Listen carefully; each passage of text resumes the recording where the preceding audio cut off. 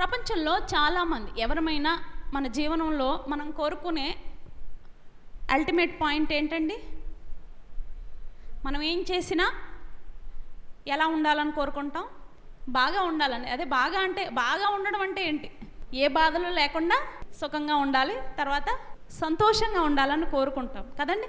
ప్రజలు లోకములో చాలా చాలా చాలా చాలా ప్రయత్నాలు చేస్తున్నారు. ఈ మతం వదిలేసి ఆ మతం అంటున్నారు, లేకపోతే కొంతమంది ఆ హిమాలయాల్లోకి వెళ్ళిపోతే మనశ్శాంతిలో నుంచి సంతోషం వచ్చేస్తుందని కొంతమంది నమ్ముతున్నారు. కొంతమంది ఏమో చక్కని బట్టలు కట్టుకుంటే సంతోషం అనుకుంటున్నారు. మనము సంతోషం గురించి వెతుక్కునే స్థలం వేరొక చోట ఉంది కదా. ఏంటి ఆ చోట? ఈరోజు మనం ఆ కీర్తనలో చూద్దాం. దావీదు భక్తుడు కూడా జీవితం అంతా ఏంటి? అతనికి కూడా పోరాటము, యాత్రలు, అక్కడ దాచుకోవడం, ఇక్కడ దాచుకోవడం, మరి శత్రు పోరాటాలన్నిటి నుంచి, శత్రు దేశాల నుంచి, సౌలు రాజు నుంచి, కుటుంబం నుంచి, అలాగా తరమబడుతూ అతను కూడా చాలా సంతోషం ఎక్కడ దొరుకుతుంది, నా జీవితానికి సుఖం ఎక్కడ దొరుకుతుంది అని చాలా ప్రయత్నాలే చేసి ఉంటాడు, నేను అనుకోవడం కదా. అవునంటారా కాదంటారా? కదా. అటువంటి వీరందరి అనుభవాల్లో నుండి ఇదని మనము కూడా నేర్చుకోబోతున్నాం. కీర్తనల గ్రంథము 122వ కీర్తనలో నుంచి ఈ దినం మనం ధ్యానం చేయబోతున్నాము. కీర్తనల గ్రంథము 122వ అధ్యాయము. యెహోవా మందిరమునకు వెళ్ళుదమని జనులు నాతో అనినప్పుడు నేను, అందరము కలిసి చెప్దామా, సంతోషించి తిని. యెరూషలేమా, మా పాదములు నీ గుమ్మములో నిలుచుచున్నవి. యెరూషలేం అంటే ఏంటండి? దేవుని మందిరము కదా. మందిరం ఎక్కడుంది? దేవుని మందిరం ఎక్కడుంది? యెరూషలేములో ఉంది. ఈ యెరూషలేము మందిరము గురించి చెప్తున్నాడు అక్కడ. మా పాదములు నీ గుమ్మములలో అంటే దేవుని మందిరములలోనికి వచ్చినప్పుడు, యెరూషలేమా బాగుగా కట్టబడిన పట్టణము వలె నీవు కట్టబడి ఉన్నావు. ఇశ్రాయేలీలకు నియమింపబడిన శాసనమును బట్టి యెహోవా నామమునకు కృతజ్ఞతాస్తుతులు చెల్లించుటకై వారి గోత్రములు, యెహోవా గోత్రములు అక్కడికి ఎక్కి వెళ్ళును. అచ్చట ఏమున్నాయో చూడండి. న్యాయము తీర్చుటకై సింహాసనములు, దావీదు వంశీయుల సింహాసనములు స్థాపింపబడి ఉన్నవి. మొదటిది. రెండవది, యెరూషలేము యొక్క క్షేమము కొరకు ప్రార్థన చేయుడి. యెరూషలేమా నిన్ను ప్రేమించువారు వర్ధిల్లెదరు. ఏంటంట? దేవుని మందిరమును, దేవుని సహవాసమును ప్రేమించేవారు ఎలా ఉంటారంట? వర్ధిల్లదారంట కదా. ఇంకేముందో చూడండి. నీ ప్రాకారములలో అంటే దేవుని మందిరపు ప్రాకారములలో ఏముందంట? అందరం కలిసి చదువుదామా ఆ వర్డ్? నెమ్మది కలుగును గాక అంటున్నాడు. నీ నగరులలో క్షేమముండును గాక. నా సహోదరుల నిమిత్తము, నా సహవాసుల నిమిత్తము నీకు క్షేమము కలుగును గాక అని నేను అందును. మన దేవుడైన యెహోవా మందిరము నిమిత్తము నీకు మేలు చేయ ప్రయత్నించెదను. చాలా చక్కని విలువైన మాటలు. దావీదు భక్తుడు రాజు అయిన తరువాత ఈ కీర్తనను రాయడం మనం గమనిస్తాం. అయితే రాజు అయిన దావీదు ప్రజలు వచ్చి నార్మల్గా ప్రజలు వచ్చి ఏం చెప్తున్నారంట? రాజుగారు రండి మనం దేవుని మందిరానికి వెళ్దామంటే, అతని సింహాసనాన్ని విడిచిపెట్టి అతని కిరీటాన్ని అక్కడ పెట్టేసి ఏం చేస్తున్నాడంట? అతను దేవుని మందిరము కొరకు, దేవుని సహవాసము కొరకు, దేవునితో ఉండడము కొరకు, దేవుని మందిరములో. అప్పట్లో ఇప్పుడైతే మనకి బోల్డ్ అచ్చేయించిన బైబిల్స్ ఇన్ని రకాలుగా ఉన్నాయి. కానీ దావీదు కాలంలో ఏముంది? ధర్మశాస్త్రం ఉంది కదా. ధర్మశాస్త్రం గ్రంథాలు ఏంటి చెప్తారా? ధర్మశాస్త్ర గ్రంథాలు పంచమ ఖండాలు కదా. పంచమ ఖండాలను ధర్మశాస్త్రం అంటారు. ఈ ధర్మశాస్త్రము కేవలము ఆ యెరూషలేము మందిరములోనే పెట్టుండేది. ఎవ్వరు వెళ్ళాలన్నా, ఎవరు దేవుని వాక్యమును వినాలన్నా, లేకపోతే ఎవ్వరు ఈ వాక్యము లేకపోతే ఈ ధర్మశాస్త్రం గురించి ఏది ధ్యానం చేయాలన్నా ఎక్కడికి వెళ్ళాలి? మందిరంలోనికి రావాలి. ఇప్పుడు మందిరం అనగానే ఒక ఫ్యాన్సీ కాన్సెప్ట్ అయిపోయింది. ఆడంబరంగా కట్టేసిందే మందిరం అనుకుంటున్నారు, లేకపోతే ఎక్కడన్నా ఒక మంచి ప్లేస్లో కట్టిందే మందిరం అనుకుంటున్నారు. కాదు. దేవుని మందిరంలో దొరికే బెనిఫిట్స్ ఏంటో ఇదన మనము చూడబోతున్నాం. ద్వితీయోపదేశకాండము 12వ అధ్యాయము 5వ వచనంలో నుంచి చూడండి, చక్కగా రాసింది. ద్వితీయోపదేశకాండము 12వ అధ్యాయము 5వ వచనంలో చాలా చక్కగా రాయబడి ఉంది. 4వ వచనం నుంచి చదువుతున్నాను. వారు తమ దేవతలకు చేసినట్టు మీరు మీ దేవుడైన యెహోవాను గూర్చి చెయ్యకూడదు. అన్య పద్ధతులను మీరు చేయకుండా మీరేం చేయాలి? మీ దేవుడైన యెహోవా మీ సమస్త గోత్రములలో తన నామమును స్థాపించుకొనుటకు నివాస స్థానముగా ఏర్పరచుకొను స్థలము వెదకి అక్కడికే యాత్రలు చేయిచుండవలను. అక్కడే అంటే ఎక్కడైతే దేవుని నామమును స్థాపించుటకు ఒక నివాస స్థానముగా ఉన్నదో అక్కడికే మీరు రావాలి అంటున్నాడు ప్రభు. అక్కడ చాలా స్పష్టంగా ఆయనే మాట్లాడుతూ చెప్తున్నాడు. ఏంటి? అక్కడికే మీరు మీ దహన బలులను, మీ బలులను, మీ దశమ భాగములను, ప్రతిష్ఠితులుగా మీరు చేయు నైవేద్యములను, మీ మొక్కుబడి అర్పణములను, మీ స్వేచ్ఛార్పణములను, పశువులలో, గొర్రెలలో, మేకలలోను తొలిచూలు వాటిని తీసుకొని రావలను. మీరును మీ దేవుడైన యెహోవా మిమ్మను ఆశీర్వదించి మీకు కలుగజేసిన మీ కుటుంబములను మీ దేవుడైన యెహోవా సన్నిధిని ఏం చేయాలంట? భోజనము చేసి మీ చేతు పనులన్నిటి యందు మీరేం చేయాలండి? సంతోషింపవలను. అది ఏం చెప్తున్నాడు దేవుడు అక్కడ? మీ కుటుంబాలతో కలిసి ఎక్కడెక్కడికో మీరు వెళ్ళకూడదు. దేవుడు మీకు చేసిన ప్రతి కార్యమును బట్టి మీ పాప ప్రాయశ్చిత్త అర్థమైన బలులే కావచ్చు, మీ కృతజ్ఞత బలులే కావచ్చు, మీ దహన బలులే కావచ్చు, మీ దశమ భాగాలే కావచ్చు, మీరు ఇవ్వగలిగింది ఏదైనా, లేకపోతే మీరు దేవుని మందిరంలోనికి ముమ్మారు కలుసుకోవాలని వారికి ఇంకొక ఆజ్ఞ కూడా ఉంది. కంపల్సరీ సంవత్సరంలో 3 సార్లు కంపల్సరీగా కలుసుకోవాలనే ఆజ్ఞ కూడా వారికి ఇవ్వబడింది. ఒకసారి అది కూడా చూసి తర్వాత మాట్లాడుకుందాం. 16 ద్వితీయోపదేశకాండం 16:16 ఉంది చూడండి. ఏటికి 3 మారులు అనగా పొంగని రొట్టెల పండుగలోను, వారముల పండుగలోను, పర్ణశాల పండుగలలోను మీ దేవుడైన యెహోవా ఏర్పరచుకొను స్థలమున మీ మగవారందరూ ఆయన సన్నిధిని కనబడవలెను. వారి వట్టి చేతులతో యెహోవా సన్నిధిని కనబడక నీ దేవుడైన యెహోవా నీకు అనుగ్రహించిన దీవెన చొప్పున ప్రతి వాడును తన శక్తి కొలది ఇయ్యవలెను. ఇక్కడ ఇవ్వవలసింది ధర్మశాస్త్రంలో అలాగూ రాయబడి ఉంది. అయితే నూతన నిబంధనలోకి వచ్చేసరికి నువ్వు ఏమి ఇవ్వడానికి వస్తున్నావు దేవుని దగ్గరికి? కైసరిది కైసరికి ఇచ్చే, దేవునిది దేవునికి ఇచ్చే. మరేంటి దేవునిది ఏంటి? కైసరు ముద్ర దేని మీద ఉంది? నాణ్యం మీద ఉంది. నాణ్యం అంటే ఏంటి? డబ్బులు. మీ డబ్బులు ఎవరికి కావాలి? మీ గవర్నమెంట్కి కావాలి, లేకపోతే మిమ్మల్ని పరిపాలిస్తున్న రాజ్యాలకు కావాలి. ఓకే, ఒకవేళ మీరు ఇక్కడ ఏదైనా వేసినా అదేమి మా కొరకు ఇవ్వరు, కానీ ఎవరి కోసం ఇస్తున్నారు? అది ఆయన పరిచర్యను ఇంకా విస్తరించడానికి మీరు ఇస్తున్నదే. అయితే దేవుడు మీ దగ్గర నుంచి కదా ఆయన ఏం కోరుకుంటున్నాడు చెప్తున్నాడు కదా అక్కడ. మీ దహన బలులను ఎవ్వరూ కూడా దేవుని మందిరంలోనికి ఒట్టి చేతులతో, ఒట్టి హృదయాలతో రాకూడదు. అది ఆజ్ఞ. ఏంటండి అది? ఆజ్ఞ. ఒట్టి చేతులతో రాకూడదు, ఒట్టి హృదయాలతో రాకూడదు. మరి ఎలా రావాలి? ఎలా రావాలి?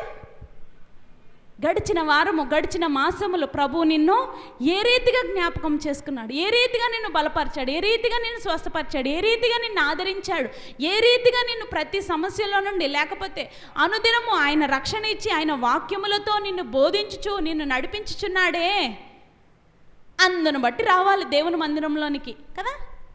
అందును బట్టి దేవుని మందిరంలోనికి వచ్చి ఊరకనే కూర్చోకూడదు, వచ్చి కూర్చుని వెళ్ళిపోకూడదు. అక్కడ స్పష్టంగా చెప్తున్నాడు, అది ఆజ్ఞ. ఎవ్వరూ కూడా వట్టి చేతులతో రాకూడదు. దేవుడు మీకు అనుగ్రహించిన కృప కొలది అంటున్నాడు. వట్టి హృదయాలతో రాకూడదు. ఆయన మీకు ఇచ్చిన కృపను బట్టి, ఆయన మిమ్మల్ని జ్ఞాపకం చేసుకున్న విధమును బట్టి, ఆయన మీ పట్ల చేసిన ప్రతి కార్యమును బట్టి ఎవ్వరునూ మౌనముగా రాకూడదు.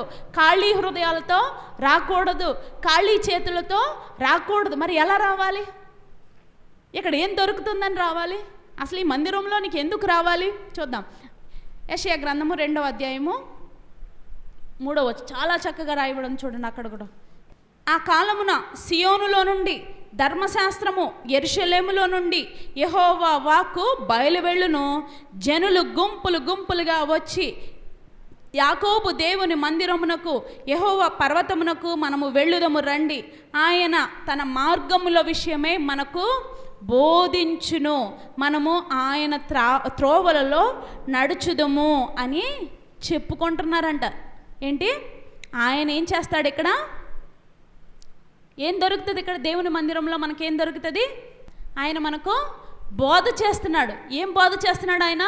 నీవు ఏ రీతిగా నడుచుకోవాలో, నీవు ఏ రీతిగా ఉండాలో దేవుని మందిరంలో నీకు దొరుకుతుంది. ఆయన నీకు బోధ చేస్తున్నాడు.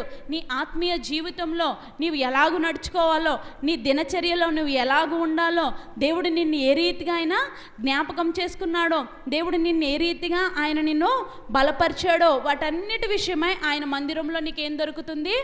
ఆయన బోధ నీకు చేస్తున్నారు కదా. ఇంకేముందో చూడండి, దేవుని మందిరంలో ఇంకా చక్కని ఆశీర్వాదములు ఉన్నాయి. 134వ కీర్తన 1వ వచనంలో చూడండి, యెహోవా సేవకులారా, యెహోవా మందిరంలో రాత్రి నిలుచుండు వారలారా, మీరందరూ ఏం చేయాలి? దేవుని నామమును సన్నుతించుడి అని ఉంది. ఎందుకు సన్నుతించాలి? అదే మీకా గ్రంథము 4వ అధ్యాయము 2వ వచనంలో ఉంది చూడండి. అక్కడ కూడా చాలా చక్కని మాటలు రాయబడి ఉన్నాయి. అంత్య దినములలో యెహోవా మందిర పర్వతముల శిఖరమున స్థిరపరచబడిన కొండల కంటే ఎత్తుగా ఎత్తబడగా ప్రవాహము వచ్చినట్లు జనులు దేవుని మందిరంలోనికి వత్తురు. కాబట్టి ఆ కాలమున అన్యజనులు అనేకులు వచ్చి సియోనులో నుండి ధర్మశాస్త్రమును, యెరూషలేములో నుండి యెహోవా వాక్కును బయలువెళ్ళును. యాకోబు దేవుని మందిరమునకు, యెహోవా పర్వతమునకు మనము వెళ్ళుదము రండని ఆయన తన మార్గముల విషయమై మనకు బోధించుచు మనము ఆయన త్రోవలలో నడుచుకొందుమని చెప్పుకొందురు. కింద ఇంకో మాటను చూడండి, ఆయన మధ్యవర్తి అయి అనేక జనములకు న్యాయము తీర్చును. దూరమున నివసించు బలము గల అన్యజనులకు తీర్పు తీర్చును. ఏంటంట? ఆయన న్యాయము తీర్చువాడు. ఆయన ఎదుట ఏముంది? ఆయన ఏం చేస్తాడంట? ఆయన మందిరంలో నీకు నాకు ఆయన న్యాయము చేస్తాడంట. ఏంటి ఆయన చేసే న్యాయం? ఏంటి చెప్తారా ఎవరైనా? ఏంటి మనకు ఆయన చేసే న్యాయము? ఆయన ఏమన్నా న్యాయం చేశాడా మనకి ఎప్పుడైనా? నీ పాపం విషయమై దేవునితో ఆయన ఎన్నటెన్నటికీ వ్యాజమాడుతూ ఈ రీతిగా నిన్ను బలపరిచి ఈ రీతిగా నిన్ను జ్ఞాపకం చేసుకొంచున్నాడే, అది మరి దేవునితో ఆయన నీ కొరకు నిత్యము ఆయన ఒక జడ్జిగా ఉండి, ఒక మధ్యవర్తిగా ఉండి, ఒక లాయర్గా ఉండి ఆయన ఏం చేస్తున్నాడు? నీ పట్ల నా పట్ల ఆయన ఏం చేస్తున్నాడు? నీతి కార్యములను జరిగించుచు ఆయన నీకు నాకు న్యాయము తీర్చుచు ఈ రీతిగా నిన్ను నన్ను ఆయన బలపరచుచున్నాడు. మరి ఈ దేవునికి నీవు ఏమిస్తున్నావు కదా? ఎవ్వరూ కూడా దేవుని మందిరంలోనికి రాకూడదంట. మరి ఎలా రావాలి? దేవుడు చేసిన కార్యములను జ్ఞాపకం చేసుకొనచ్చు. ఈ ఆజ్ఞ ఏంటది? మనము దేవుని మందిరములో కనబడవలెను. ఎలా ఉండాలంట? ఆనందించుచు ఆయన మందిరంలోనికి వచ్చినప్పుడు ఒట్టి హృదయములతో రాకూడదు. మరి ఆ రీతిగా ఒట్టి హృదయములతో రాక ఆయన విశ్రాంతి దినమును పరిశుద్ధముగా ఆచరించిన వారికి ప్రభు ఇచ్చే ఆశీర్వాదము చూడండి. యెషయా గ్రంథము 56వ అధ్యాయము 6వ వచనం, విశ్రాంతి దినమున అపవిత్రపరచకుండా ఆచరించుచు నా నిబంధనను ఆధారము చేసుకొనుచు యెహోవాకు దాసులై యెహోవా నామమును ప్రేమించుచు ఆయనకు పరిచర్య చేయవలనని ఆయన పక్షమున చేరు అన్యులను నా పరిశుద్ధ పర్వతమునకు తోడుకొని వచ్చేదను. నా ప్రార్థనా మందిరములో వారిని ఆనందింపచేసెదను. నా బలిపీఠము మీద వారు అర్పించు దహన బలులను నాకు అంగీకారములగును. నా మందిరము సమస్త జనులకు ప్రార్థనా మందిరం అనబడును కదా. ఆనందం కొరకు మనము అక్కడికి ఇక్కడికి ఎక్కడికి మనము పరిగెట్టవలసిన అవసరం లేదండి. మనం సంతోషానికి నిర్వచనము కనుక్కోవడానికి, లేకపోతే సంతోషం ఎక్కడ దొరుకుతుంది, లేకపోతే సంతోషం ఎక్కడికి వెళ్తే దొరుకుతుందా, లేకపోతే పలానా వస్తువు తింటే దొరుకుతుందా, లేకపోతే పలానా చోటకు వెళ్తే దొరుకుతుందా అంటే నీవు ఎక్కడికి వెళ్ళనక్కర్లా. ఎక్కడికి రావాలి? పరిశుద్ధుడైన ఈ దేవుని మందిరములోనికి నీవు వచ్చినప్పుడు ఆయన ఏం చేస్తాడంటే స్పష్టంగా ఆయన రాశాడు, నా ప్రార్థన మందిరములో నేను వారిని ఆనందింపచేసేదను అంటున్నాడు. అదేగా మనిషి అల్టిమేట్గా కోరుకునేది ఏంటి? ఒక మానవుడు ఎప్పుడన్నా జీవితంలో ఎవరైనా ప్రార్థన చేశారు, ప్రభువా నా జీవితం అంతా నేను దుఃఖంగానే ఉంటాను ప్రభా, దుఃఖంతోటే ఉంటాను ప్రభా, నన్ను ఈ రీతిగా దుఃఖపరచండి ప్రభు అని ప్రార్థన చేస్తున్నారా, లేకపోతే ఏమని ప్రార్థన చేస్తున్నారు? 23వ కీర్తన 6వ వచనంలో చూడండి ఏమన్నది, నేను బ్రతుకు దినములన్నీ కృపాక్షేమములే నా వంట వచ్చును, చిరకాలము యెహోవా మందిరములో నేను నివాసము చేసేదను. అందరూ చెప్తారా?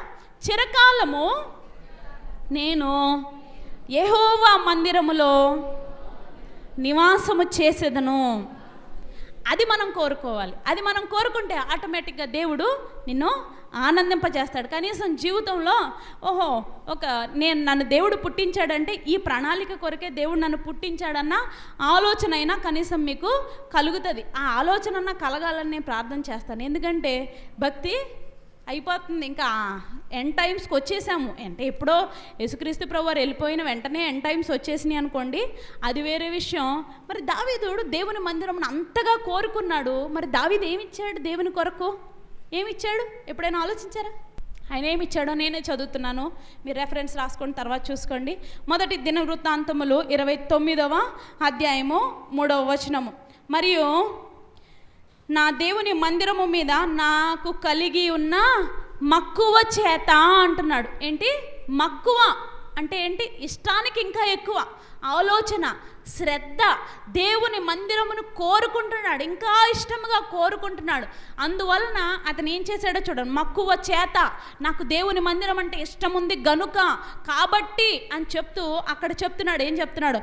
నేను ఆ ప్రతిష్ఠితమైన మందిరము నిమిత్తము సంపాదించి ఉన్న వస్తువులు కాక, ఏంటంట, ఇప్పుడు దేవుని మందిరం అనగానే మీలాంటి వాళ్ళు ఆ యెరూషలేం పట్టణంలో ఉన్నవారు అందరూ చాలా చాలా చాలా చాలా వస్తువులే, చాలా విలువైన వస్తువులే ఇచ్చుంటారు.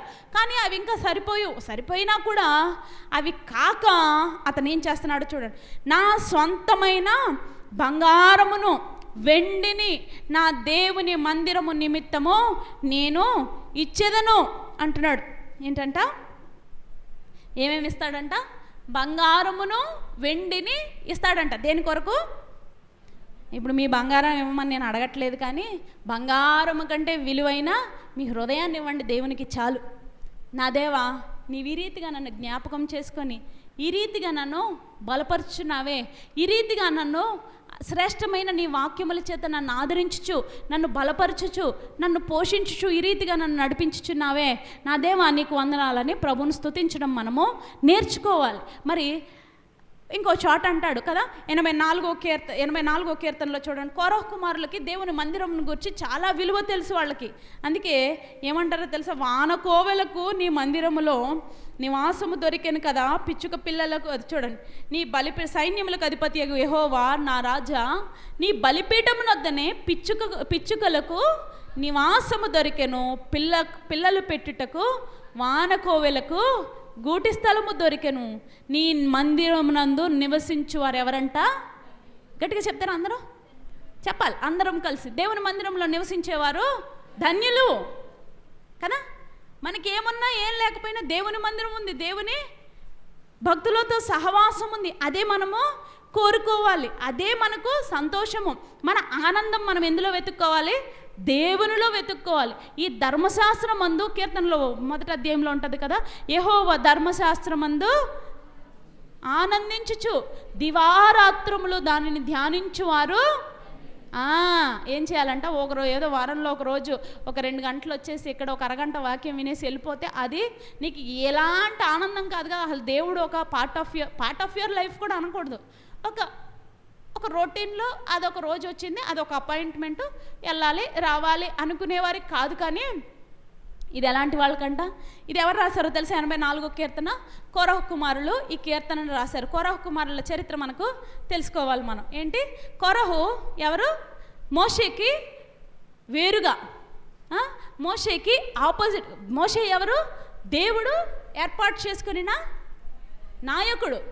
అతనికి ఎదురాడి ఈ కోరహు ఇంకా కొంతమందితో కలిసి, ఇంకా 2 నాయకులతో కలిసి ఒక 200 మంది జనాన్ని పోగేసుకొని అతను ఏం చేస్తున్నాడు? మోషే దగ్గరకు వచ్చి, ఏమయ్యా మోషే, నువ్వేనా పెద్దవి, నువ్వేనా పెత్తనం చేస్తావు, మేము కూడా ఉన్నాం పెద్దలము, మాకు కూడా ఉంది జనబలం, మేము కూడా పెత్తనం చేస్తామంటే మోషే వెళ్ళి దేవుడి దగ్గర అంటున్నాడు, అయ్యా ఏందయ్యా నా పరిస్థితి, అసలు నేను రానంటే నన్ను తీసుకొచ్చి ఇందులో పెట్టావు, వీళ్ళేమో ఇలా మాట్లాడుతున్నారంటే దేవుడు అంటున్నాడు, నువ్వు మాట్లాడకు, నువ్వు సైలెంట్గా ఉండు, నువ్వు చేయాల్సిన పని నువ్వు చెయ్యి, నేను చూసుకోవాల్సింది నేను చూసుకుంటానని. ఏం చేశాడు? వారు నిలబడిన చోటనే నెరలు విడిచి భూమి వారిని మృంగి వేసాను అని ఉంటుంది కదా. కానీ తండ్రి అంత దుర్మార్గుడు, కానీ కోరహ కుమారులు ఈ దుష్కార్యం చేస్తున్నప్పుడు వీళ్ళు ఏం చేశారు? దేవుని మందిరంలోనికి వెళ్ళిపోయి దాచుకున్నారు. ఎందుకు? దేవుని కొరకు, దేవుని గురించి వాళ్ళకి తెలుసు, దేవునితో ఉండడానికి వారు ఇష్టపడ్డారు, దేవునితో సహవాసం చేయటానికి వారు ఇష్టపడ్డారు. తండ్రి అంతటి దుర్మార్గము చేసినప్పటికీ కూడా వారు అస్సలు వెనకెళ్ళా, అమ్మో మా తండ్రి మార్గంలో మేము నడవకూడదు, మా దేవునితో మేము ఉండాలి అని తండ్రి చనిపోయిన తర్వాత తండ్రి మరణమును జ్ఞాపకం చేసుకొనిచు వాళ్ళు, తండ్రి ఎలా చనిపోయాడు, మేమైతే అలా చనిపోవాలనుకోవట్లేదు, మేము మాత్రం దేవుని మందిరంలోనే ఉండాలనుకుంటున్నాం, మాకు దేవుని మందిరంలోనే నివాసం ఉంది, మా దేవుని మందిరమే మాకు ఆశ్రయము, మా దేవుని మందిరమే మాకు మా కొండ మా కోట ఆశ్రయం అంటూ ఈ కీర్తన రాస్తారు కదా. చూడండి 9-10 వచనాలు చూడండి. దేవా మా కేడమా దృష్టించుము, నీవు అభిషేకించిన వాని ముఖమును లక్షింపుము, నీ ఆవరణములో ఒక్క దినము గడుపుట 1000 దినముల కంటేను శ్రేష్టము, భక్తిహీనుల గుడారము కంటేనే నా దేవుని మందిర ద్వారమునొద్ద ఉండుట నాకు ఇష్టము. ఎంత చక్కని మాట కదండి. ఏంటంట? భక్తిహీనుల గుడారం యొద్దట నిలుచుట కంటే కూడా నా దేవుని ద్వారము యొద్ద నిలుచుట నాకు ఇష్టము. ఈ దినము నీ ఆశ ఏమై ఉన్నది? ఇళ్ళ దగ్గర కూర్చొని ఆరాధనలు చేసేసుకుంటామంటే అది ఎప్పటికీ అవ్వదు. ఇంకా కూడా ఆదివారం వచ్చిందంటే ఇంకా రావాలి అని పిలవటానికి మనము తగదు, మనం పిలిపించుకోవడానికి తగదు. మనకి దేవుడు ఎంతటి అవకాశం ఇచ్చాడు, ఎంతటి మందిరం ఇచ్చాడు. చక్కగా ఇందులోనికి వచ్చి ఎవరునూ ఉట్టి హృదయాలతో, ఖాళీ హృదయాలతో రాకుండా ఏం చేయాలి మరి? ఆయన చేసిన కార్యములను జ్ఞాపకం చేసుకొంచు. నా దేవా, నీవిచ్చి ఇంత చక్కటి మందిరమునిచ్చి, ఇంత చక్కగా నీవు నన్ను వాక్యమన్నాతో నన్ను పోషించు, నన్ను నీ మందిరములో ఆనందింప చేయుచున్న దేవా నీకు స్తుతులు అని చెప్పగలగాలి కదా. ఇంకా చివరి మాట ఒకటి చూసుకొని మనం ముగించేసుకుందాం. 122వ కీర్తనలో చివరి మాట ఉంది చూడండి. నేను యెహోవా మందిరమునకు మేలు చేయాలని ప్రయత్నించేదను అంటున్నాడు. నువ్వు దేవుని మందిరానికి నీవు చేసే మేలేంటి? ఆయన పరిచర్యలో, ఆయన సంఘములో, ఆయన సేవకుల ద్వారా జరుగుచున్న పరిచర్యలు, నీ మందిరం ద్వారా జరుగుచున్న పరిచర్యలన్నిటికీ నీవేం చేయాలి? మేలు చేసేవారిగా ఉండాలి అని ప్రభు భక్తుడు కూడా అదే చెప్తున్నాడు. నేను మొత్తంగా చేయలేను ప్రభువా, కానీ నేను చేయటానికి ప్రయత్నం చేస్తాను. మీరు కనీసం ఆ ప్రయత్నం అన్న చేస్తున్నారా? దేవుని మందిరముకు, దేవుని సంఘమునకు, యెరూషలేము క్షేమము కొరకు ప్రార్థించుడి అని ఉంది. దేవుని మందిరము కొరకు, దేవుని భక్తుల కొరకు, ఆయన నామమును గణపరచుచున్న మనమందరి కొరకు, సహవాసుల నిమిత్తము ప్రార్థన చేయాలని ఉంది. చూడండి అక్కడే ఉంది 122 కీర్తనే పైన 6వ వచనంలో ఉంటుంది చూడండి. 7వ వచనంలో, నా సహోదరుల నిమిత్తమును నా సహవాసుల నిమిత్తమును నీకు క్షేమము కలుగును గాక అని నేను అందును. మరి నీవేమంటున్నావు? నీ సహవాసుల గురించి, నీ సంఘము గురించి, నీ సేవకుల గురించి, ఇంత చక్కటి మందిరం ఇచ్చిన వారి గురించి నీ ప్రయాస ఏంటి? నీ ప్రయత్నం ఏంటి? నువ్వేం చేస్తున్నావు కదా. ఇంత చక్కని మందిరం ఇచ్చి దేవుడు ఈ రీతిగా ఆయన మందిరంలో కూర్చుండబెట్టి నిన్ను నన్ను ఆయన ఘనపరచుచు, నిన్ను నన్ను ఈ రీతిగా ఆయన బలపరచుచు, ఆదరించుచు, ఆయన వాక్యం అన్నాతో మనల్ని పోషించుచు, మనల్ని బలపరచుచు. ఏ పరిస్థితి అయినా మానవులు అన్నాక పరిస్థితులు కామన్ కదండి. అది కూడా లేకపోతే ఏమంటారంట? దేవుడే లేడని దేవుడిని దూషించేసి వెళ్ళిపోతారంట మనుషులు. ఈ మాత్రం శ్రమైన మనల్ని ఏం చేస్తుంది?